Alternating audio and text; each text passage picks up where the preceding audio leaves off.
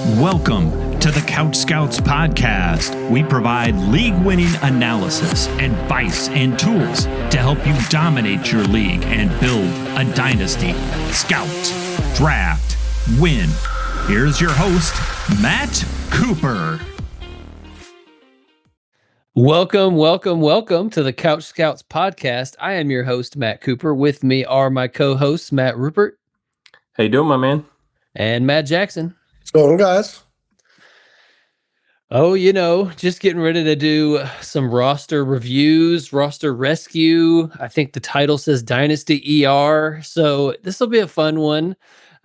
We are, and that's not to say, the two rosters that we've chosen, we're not here to, say that they need the emergency room. They're in dire need of rescue, anything like that. It's just a fun name. But we are going to be going over some rosters that were submitted in our Couch Scouts Discord. We will, kind of go through what we would do, like a plan of attack, how we would go about building this roster if we had it. If we say I took it over as an orphan today, what would I be looking to do with this roster?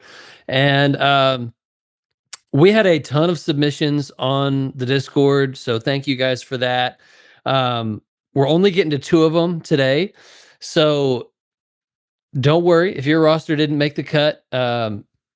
You can become a Couch Scouts member, get a one-on-one consultation with us. We'll go over the roster of your choice and get you on the track to winning. But also, this isn't the last time that we'll do an episode like this. I'm sure we'll come back and hit some more rosters in the future. But yeah, we picked out one contending roster from the Discord and one rebuilding roster. And we'll get a chance to talk a little bit of dynasty strategy as we go over those 2 rosters and what we would do with them. So, I'm excited. You guys ready to jump in? Let's go. I'm excited. This is something we normally do for a paid member, so it's going to be fun to do it live on stream. Yeah, so y'all will get, if you have heard us talk before about our consultations that we have as part of one of our packages on the site, this is going to be like a little abbreviated sneak peek of that. Because normally, we're sitting down one-on-one with somebody for at least 30 minutes. Sometimes we go over and give you guys some bonus time for our members. This is probably going to be like a tight 30 to 40-minute podcast, but we're covering 2 rosters. So it's not going to be quite as in-depth as we would do on that consultation. But yeah, let's dive into it. We'll start with the contending roster here. This is a defending champion. This came from our guy... oh man, I wish I had it written down here. NH Papa, I believe, submitted this team. So NH Papa, he is the defending champion in his league. And this is a 12-team league. And it's a start 10. So start 10 players in the starting lineup. It's PPR with a 0.25 per carry and 0.75 tight end premium. So tight ends get 1.75 per reception. Everybody else gets 1 per reception. So this team has all of their 2028 and 2029 picks intact.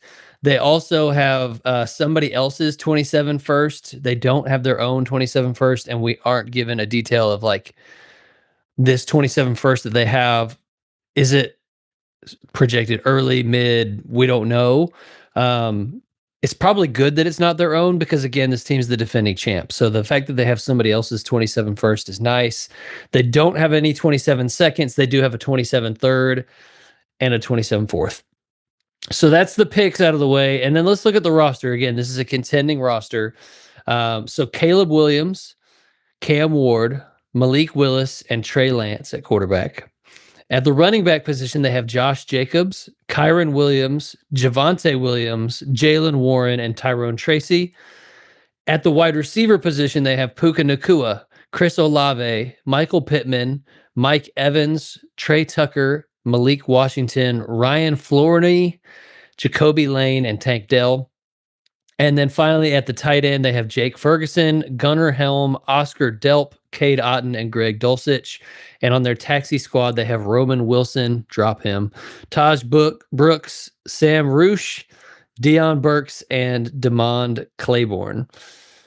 All right, so there's the roster. Laid it out for you guys. I highlighted in yellow on our sheet here the guys that for me would be the starters in a start 10 lineup. So that would be Caleb Williams, Cam Ward, Josh Jacobs, Kyron Williams, Javonte Williams, Puka Nakua, Chris Olave, Michael Pittman, Mike Evans, and Jake Ferguson as the projected starters on this roster. It's a pretty solid starting lineup, obviously, defending champion. So I'll throw it to you first, Rupert. What are your initial thoughts on this roster? And is there one move that you would look to make if you took over this roster today?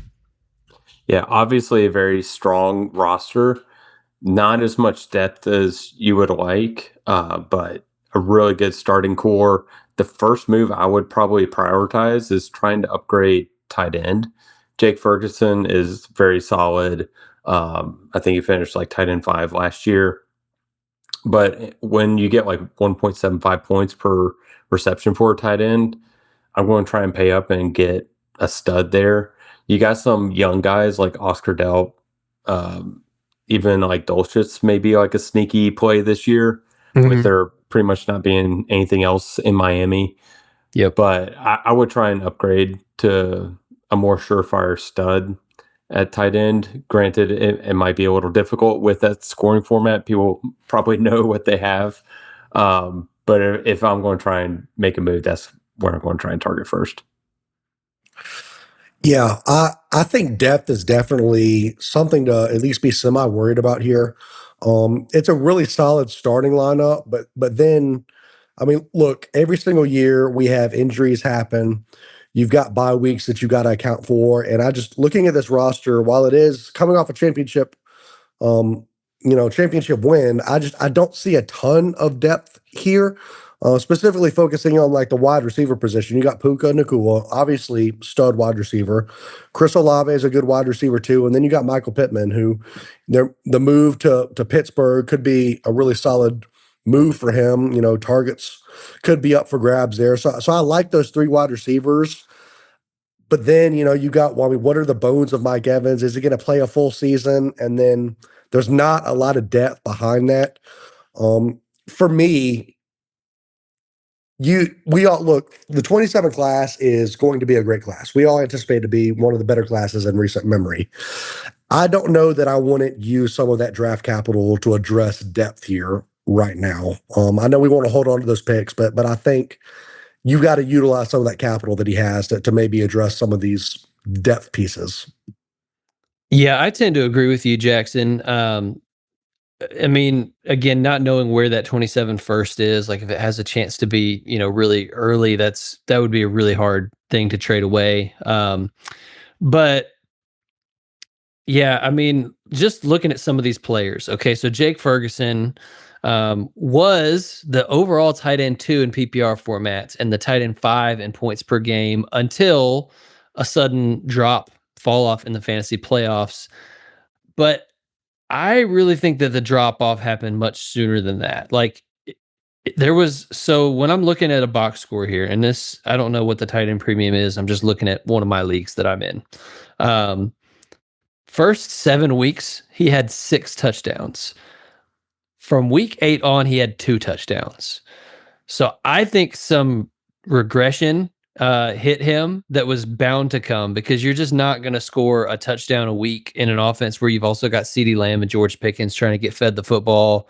Like I think that probably where he lands is going to be somewhere in the middle. Like that first 7 weeks is not going to be what you can expect. I also, hopefully he's not as bad as he was in those fantasy playoffs where he had week 15, 4 targets, 2 catches, 16 yards, no touchdowns. Week 16, 4 targets, 3 catches, 19 yards, no touchdowns. Week 17, 2 targets, 1 catch, 6 yards, and he happened to fall in the end zone and get a touchdown. That's abysmal. We can't work with that on a contender, right? So I think the reality falls somewhere in between those 2 extremes, that and where he was putting up 20-something fantasy points a game early in the year. But to me, he's not a difference-making tight end. Like you said, Rupert, he's one of those solid guys that you can plug him in your lineup more weeks than not, and he's He'll have some stinkers and he'll have some double-digit games, but he's not a difference maker at the tight end position. And I just looked at some of the finer stats that NH Papa posted. 0.25 points per carry, 0.75 tight end premium. Yep, I mentioned that off rip. So yeah, with the heavy tight end premium, like you said, Rupert, it'd be nice to get a stud, but to me, that's not the top priority on this team. The top priority on this team, in my opinion, is QB2.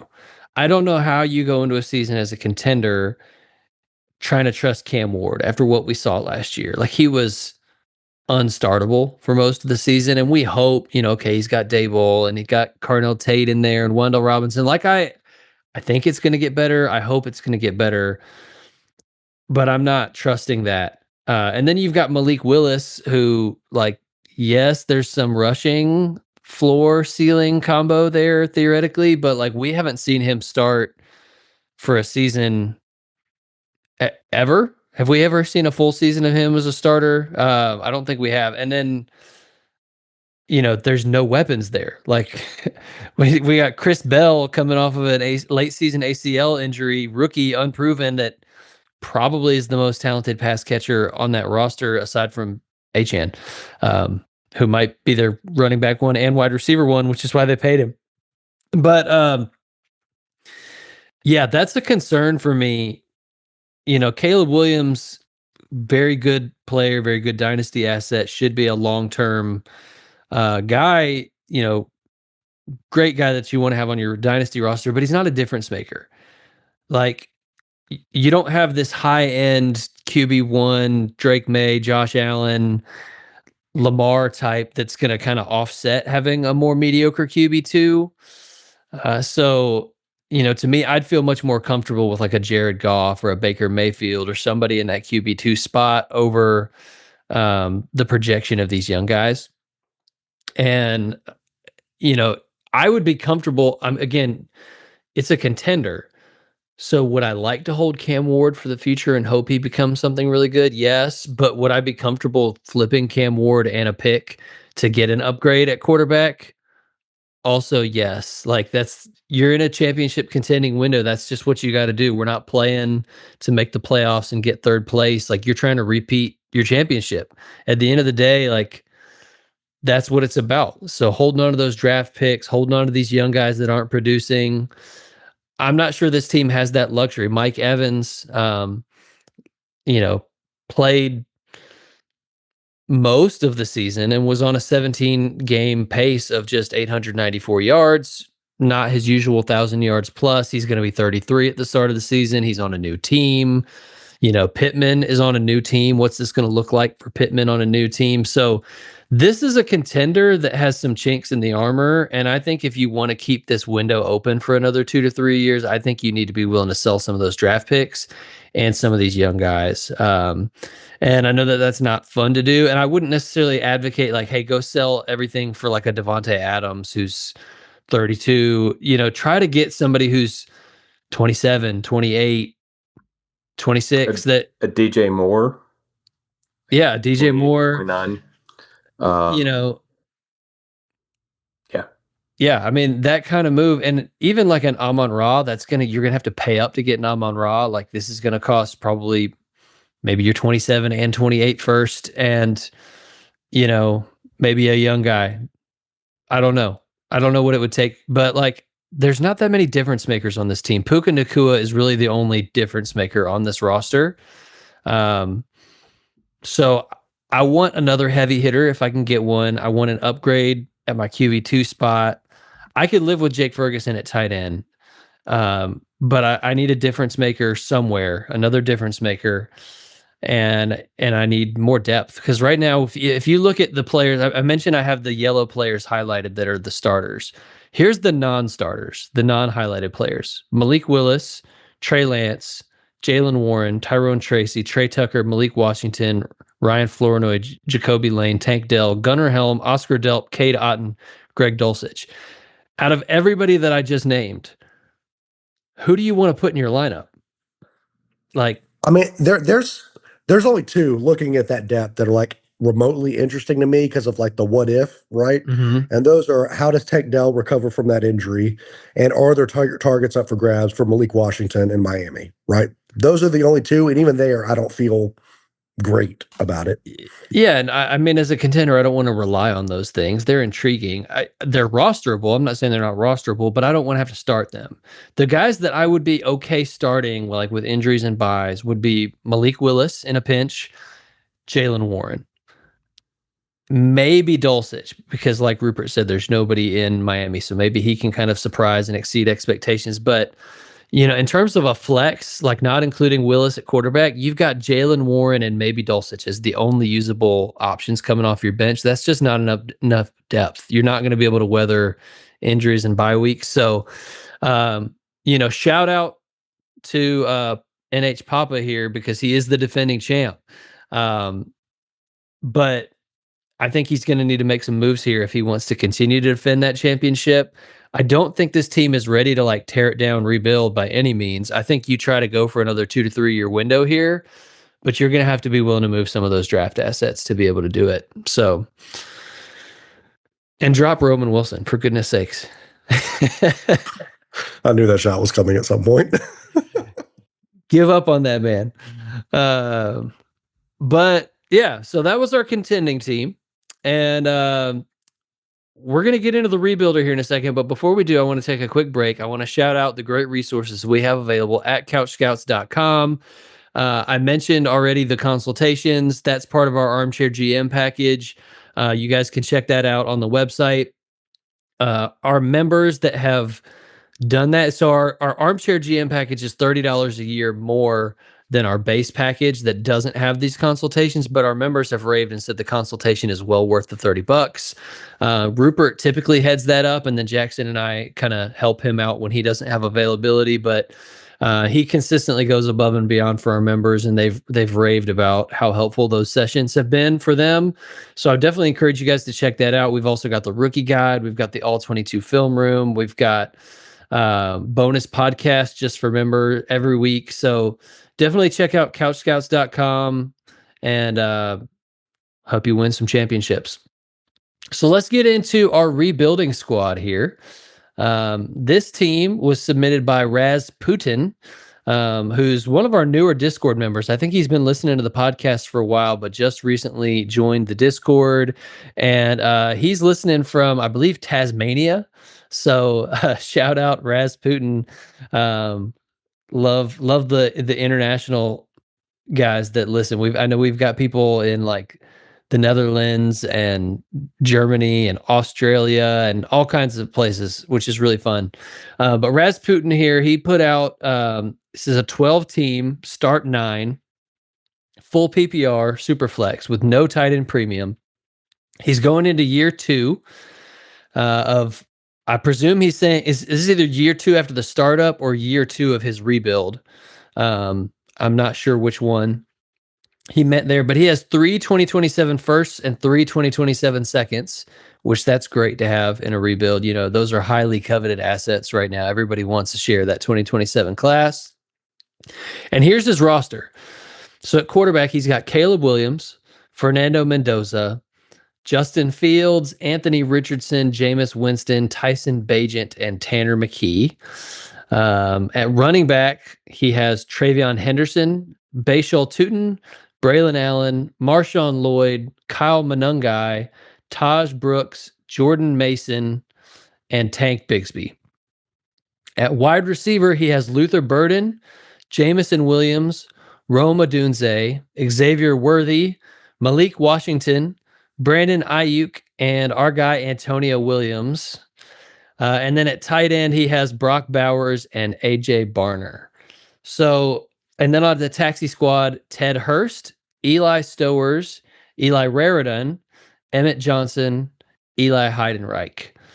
So we're going to get into this roster. I'm not going to read off all the who I would start because he's rebuilding anyway. So we're not worried about filling a lineup. We're worrying about accruing value. We will talk about some areas that he's going to need to address if he wants to contend in the next year or two. But the name of the game in a rebuild is get as much value on your roster as you can, make moves that are going to look good a year from now, right?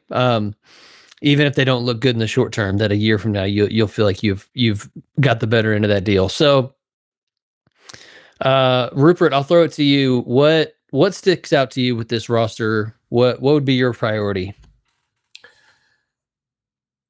Being that he has 327 first, like no notes on a rebuild here, right? You got a lot of young guys. There's not a lot of old guys on the roster.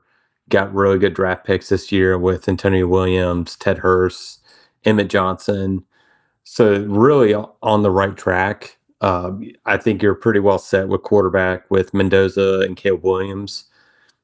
You have Justin Fields and Anthony Richardson. Maybe you can wait for them to get a spot start and kind of flip some value there.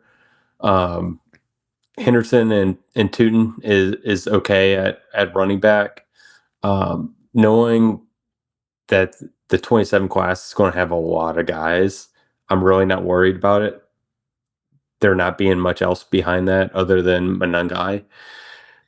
So I would probably look to see if I can package some of those wide receivers and kind of tier up, get a little bit better.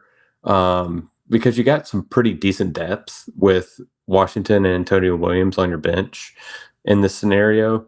So I would see if, can you upgrade from Odunze or Jameson Williams to kind of tier up and go to that next level. Yeah. I'm going to kind of take the opposite approach of that. Like, this is a really fun roster. Like, don't get me wrong. Like, I love a lot of the players on this roster. But this is a fun roster if everybody hits and is the player that we think they are, right? Which I'm not saying is not a possibility. But there's still a lot of question marks on this roster. For me, it starts at running back. Like, Travion Henderson as your running back one might have looked good before the season started last year, but then he was in the doghouse. And what does that situation look like? I expect him to take over duties as RB1, but does it really work out that way? And then Bashal Tootin, he's potentially going to get a lot more work now that Travis Etienne is gone, but that's still an unknown. So the running back position, it scares me a little bit. And then you've got a lot of guys that, like, we hope hit. Like, Rome Odunze started off hot last year and then kind of fell off. Luther Burden, I love, but there's still some question marks around there. Xavier Worthy didn't have a great season last season. There's not somebody that I can plug in and confidently say that you're going to get me points week in and week out. So that's a little bit of a concern for me. I don't know. I don't know that I don't use some of those first. Like, I'm not saying trade away all your draft capital because this team's not ready for that. But I'm not saying don't use some of the first that everybody is coveting, right? Everybody wants these 27 first, and go get you some players, package up like Rupert was saying, and get you some players that are fantasy starters. Right now, this roster is hoping that everybody pans out, and we just know that Dynasty fantasy football doesn't work that way. Yeah, I think that's a fair take. I mean, here's what I'll say about it. This team's on a decent track for a 2 to 3 year rebuild. They've got a lot of young talent. They've clearly, they've gotten rid of all their vets. Like, a lot of times when I'm looking at a roster that's a rebuild and I'm like, okay, what's AJ Brown doing there? We got to flip him. Let's, go get a first for him. Well, he seems like he's already done that, right? He's got his 3 firsts next year. Everybody on the roster is super young. Like, he's clearly gotten value on all of his vets. Tons of young talent on this team. I think it's unfortunate timing to be rebuilding during the 2026 draft class. Like Rupert, you mentioned, like, oh yeah, Emmett Johnson, we love that, but, like, come on, he's a 5th round pick. Like, is there a high likelihood that Emmett Johnson becomes a dynasty asset? I would say no, as much as I would want for that to happen. And in fact, Emmett Johnson's the guy that, like, if he gets a chance to start because Kenneth Walker gets hurt this year, which could happen because he gets hurt a lot, in a rebuild, Emmett Johnson's a guy I'm looking to flip. Like, I don't think he's a long-term starting running back for a dynasty team or for an NFL team.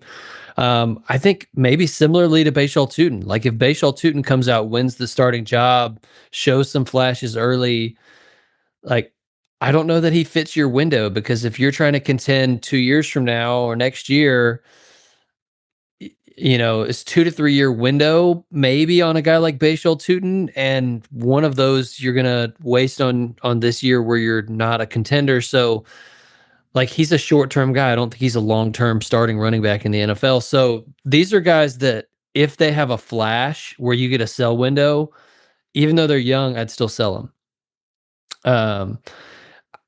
I think it's at least worth exploring a trade on Luther Burden. And I like Luther Burden. I think he's a talented young player. There's a lot of mouths to feed in that offense, and there's a lot of hype proportionate to what he's actually proven. Like the cost on Burden is really, really high right now. And, I'm seeing people flip Luther Burden for like Carnell Tate, Jordan Tyson. Like he's being valued as like an early first in this draft class, or like a first plus if it would, so I don't know. I think I would explore it because again, you've got Rome and Burden on the same team. It might be good to only keep one of those Chicago pass catchers. And I think right now Burden probably gives you more bang for your buck than trying to sell Rome Odunze, who's not as hot of a name. So I would at least like test the market on what's going on with Burden. Maybe see if you can get a nice return on Worthy now with the news that just came out today about Rashee Rice, who just can't keep himself out of trouble. But I don't think that means Worthy is a wide receiver one. Like I'm nervous about Xavier Worthy. So those are some moves that I would explore. I will say this, TreVeyon Henderson, you mentioned TreVeyon Henderson, Jackson. Despite that disappointing rookie season, Henderson had over 1,100 scrimmage yards and 10 total touchdowns. When Ramondre was hurt, Henderson looked great, put up a lot of fantasy points. On the season, he was either targeted or touched the ball on 44% of the snaps that he played on offense, compared to just 31% for Ramondre Stevenson. For some context, Saquon Barkley was at 43% on that statistic. Ashton Genty was at 44%. So when he was on the field, they were getting the ball in his hands consistently, is what that stat is telling me. So I do feel pretty optimistic that TreVeyon Henderson is going to take that leap and be a great running back into the future. So yeah, there's a lot to work with here. It's a bummer that it's not a tight end premium league because the clear best player on this roster is Brock Bowers. The difference maker on this roster is Brock Bowers, but it's not a tight end premium league. I will say what's an interesting thing that I'm looking at the bottom of that running back depth, he's got Kyle Monangai.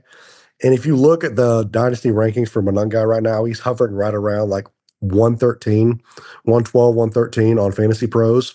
Some guys behind him, man, you've got like Jared Goff, Cam Ward, Travis Hunter, Tyler Shook. I mean, Are you looking at one quarterback rankings? There's no way Kyle Monangai's ahead of Jared Goff and Cam It says Ward. dynasty. It says dynasty rankings on Fantasy Pros, so it might be one quarterback. It's got to be. But he's one of those guys, right, that the fantasy community loves that you might be able to get some trade value for. I'm not as high on Kyle Monangai. There might be something there to explore that can give you a player that might be a little better.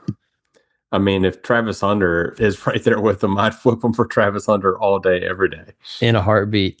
Yeah, I mean, Monangai is one of those guys that like we didn't like the tape. He's day 3 pick. I think Chicago just, DeAndre Swift isn't an every down back. And Monangai was able to kind of fill in and do some of the things that Swift doesn't do. But he's just like a plotter committee guy. Like, I don't think he's ever really going to be more than what he was last year.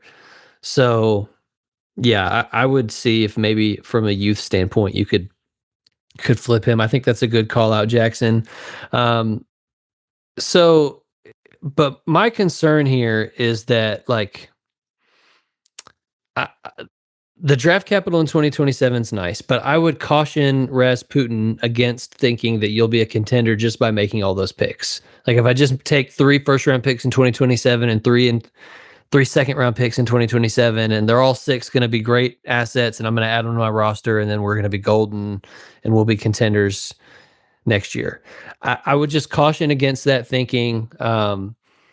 Rookies kind of notoriously, like some of them are not going to be ready to compete right away.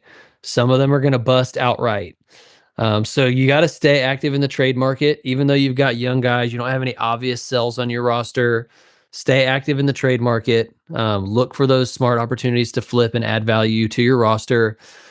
And then here's what I'd say. If in 2027, say you do make those picks and your team, I think you're approaching a point that a lot of dynasty managers get to in a rebuild where they go, oh crap, I'm not bad enough to get the 101 anymore. And I'm also not good enough to compete. And I don't want to get stuck in the middle. So what do I do? And this is a very common thing that a lot of people deal with towards the end of a rebuild. And don't panic. That means that your team's getting better. You've got a bunch of young guys that are all like desirable assets that are starting to put up fantasy points. You're in a really good position if you get to that point in 2027. But don't stay so married to those young guys and like, I've got to have this all 23 and under dynasty roster. Like at some point, you're going to have to mix some veterans in here. When you're ready to flip that switch and become a contender, I'll give an example. A couple years ago, Rupert and I we've got a team that we co-managed together, and we had been in a full rebuild, and we'd made some nice picks. We picked up Brock Bowers with a full point tight end premium. We had picked up Rome Odunze. We'd picked up Devin Achane, Bucky Irving, Bijan Robinson. Like the team was starting to look pretty good, but we saw some clear holes, felt like we weren't there on being a full competitor, and we wanted another difference maker. So we flipped Rome Odunze and our 2026 first to get Amon-Ra St. Brown. And I don't regret that at all. Like we've won back-to-back championships. Like Rome's young, but everybody's still kind of waiting on him to turn into that stud that everybody hopes that he can be. And we went and got a guy that could help us win now. And so I think that's the kind of move that if you get to 2027 and you're like, okay, this roster's pretty solid, but I need something to get me over the top. Package some of those young guys with some of those 28 firsts, some of those 29 firsts, and go get some real studs and mix some veterans in. Adding like a Devontae Adams to a mix of like young guys can be a really great type of move. Not this year. I mean, he's an example of the type of player that you want to go after. But anyway, I would just say like these aren't moves for this year. These are moves for next year potentially. But eventually be ready to part with not all of your young guys. Like we still have Bijan, we still have Bowers, we still have Achane on that roster, but we had to part ways with Rome, right? And so sometimes you got to do that and just stay open-handed with those young guys. That'd be my biggest advice. Like either make or trade those picks and then be ready in 2028. If you feel like you're close, you're on the edge, be willing to push in some of those future firsts and trade up from the young, unproven guys to the studs. Anything y'all would add to that? I love it. I use that example of that team a lot in consultations. Just like knowing and waiting long enough to know when you need to push those chips in the middle. And like you said, like you can't just have a contender with all 23-year-olds. Like it just never happens that way. Yep. So you need to definitely have that mix. I might actually take your advice because I've got one team or two teams right now that are on the verge, I feel like, of a championship window. And one of those teams I got Rome Odunze and Luther Burden in. And I might try to see what Luther Burden can get me in that league now. There you go, man. All right. So hopefully you guys all found value out of this, not just NH Papa and Rasputin, but just by listening to us talk some dynasty strategy, dynasty theory, hit on a couple relevant player names in here. Who do we believe in? Who do we maybe not? So hopefully everybody got some value out of this. This was a fun one for us. And if you heard us talking about these guys' rosters and you're like, I want that kind of direct input into my roster, check out CouchScouts.com, hook up the Armchair GM package, book that consultation. We'll go through in even more depth than we went on this show with you for a roster of your choosing. So definitely get in the Discord if you haven't. It's completely free. That's where all these rosters were submitted. We posted in the Discord, and these people posted their roster, and we got them on the show. And again, if you didn't make it into this show, don't fret. We will do this. This was a fun concept. I think we'll do this a couple more times throughout the summer. So leave us a rating review on whatever podcast app you're using. Appreciate you guys listening. Hope you all have a blessed week.